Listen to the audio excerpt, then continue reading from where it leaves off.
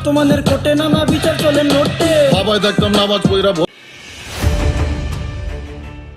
ঈদের আগে প্রকাশ্যে আসে র্যাপার আলী হাসান ও অভিনেতা গীতিকবি মারজুক রাসেলের নতুন গান নানা নাতি। এর কথা লিখেছেন আলী হাসান, তার সঙ্গে গানটি সুর করেছেন মারজুক রাসেলও।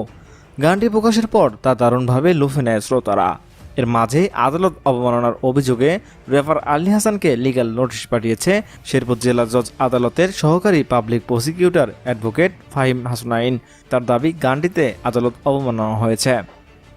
অতিরিক্ত আগে গেলে খেয়াল আইব বাগে, আগের দিন নাইরে নাতি খাবলা খাবলা কইরা খাতি।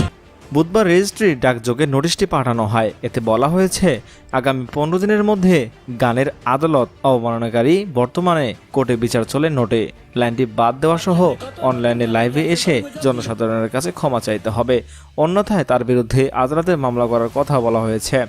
বৃহস্পতিবার লিগ্যাল নোটিশ পাঠানোর বিষয়টি নিশ্চিত করে অ্যাডভোকেট ফাহিম হাসান।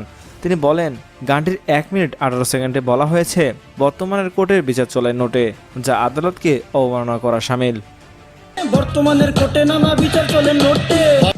তিনি আরও বলেন, এই লাইনের ফলে দেশের বিচার ব্যবস্থা এবং আদালতের প্রতি সাধারণ মানুষের ভুল ধারণা উদ্ভব হয়েছে, ফলে মানুষের আইনের প্রতি আস্থা হারানোর সংখ্যা রয়েছে। তাই আলী হাসানকে নোটিশ পাওয়ার সঙ্গে সঙ্গে গানের ওই লাইনটি বাদ দিয়ে অনলাইনে লাইভে এসে ভুল স্বীকার করে জনসাধারণের কাছে ক্ষমা চাইতে হবে। নোটিশ পাঠানোর 15 দিনের মধ্যে আলী হাসান যদি গানের লাইনটি বাদ না দেন এবং অনলাইনে লাইভে এসে সাধারণ জনগণের কাছে ক্ষমা না চেয়ে দুঃখ প্রকাশ করেন, তাহলে তার বিরুদ্ধে আইন অনুযায়ী উপযুক্ত আদালতে মামলা করা হবে বলে হুঁশিয়ারি দেন তিনি।